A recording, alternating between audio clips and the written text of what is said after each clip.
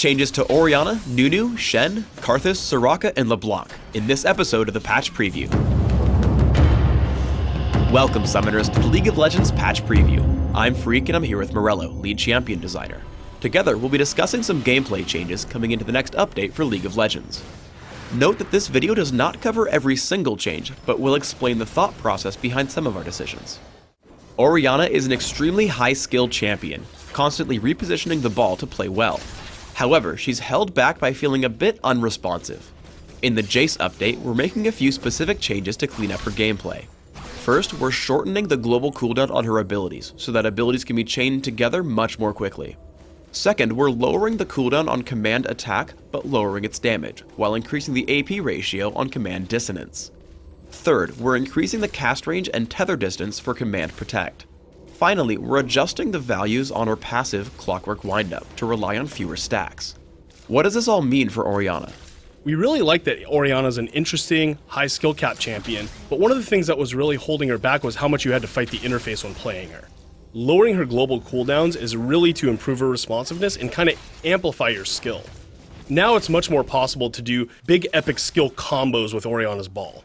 Move a ball into position, slow them down, and then shield an ally kind of all in one fell swoop, which is really exciting and really high skill and hard to pull off. We want to make that possible now. The changes to command attack and command dissonance are really to kind of solidify their roles in what they're supposed to do. Command attack is really a positioning skill that allows you to get the ball in position and set up plays, while dissonance is much more about burst damage. Increasing the range on command protect allows Oriana to use her allies more effectively as new avenues of attack.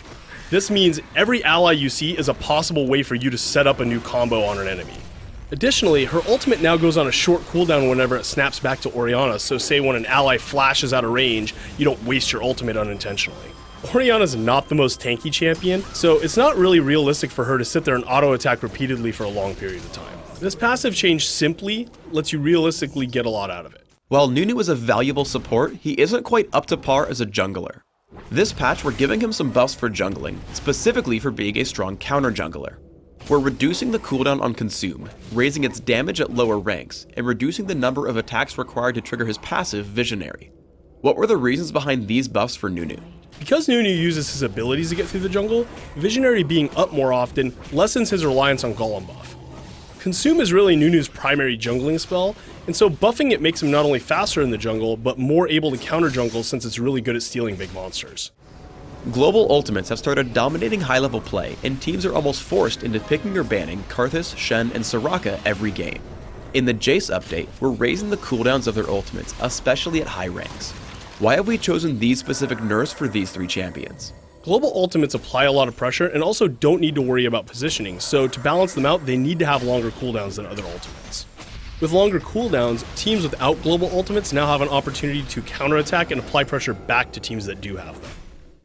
LeBlanc has become outclassed as a high-mobility mage assassin, so we have a few buffs headed her way. We're raising the missile speed on Sigil of Silence, lowering the cooldown of Distortion, and adding a cool interaction with her ultimate. Now, whenever LeBlanc casts both Distortion and the mimicked version back to back, she can choose to jump back to either origin point. What will these buffs do for LeBlanc? Increasing the missile speed on Sigil of Silence means you can't waste the mark it leaves behind by hitting with another spell while it's in flight to the target. The changes to Distortion and Mimic do a few really cool things. First, and I think most importantly, this is a really fun change. Seriously, go try it and blink all over the map. It's awesome. It also lets LeBlanc be much more tricky. Now, when you mimic Distortion, you can choose one of 3 places to juke to, which will really let you play with your opponent's mind and kind of control them. One of LeBlanc's primary decision points is supposed to be about what spell do I mimic, and this makes mimicking Distortion much more attractive than it ever was before. Thanks for tuning in to the League of Legends Patch Preview. Please subscribe to the Riot Games YouTube channel above and leave us your comments just below the video.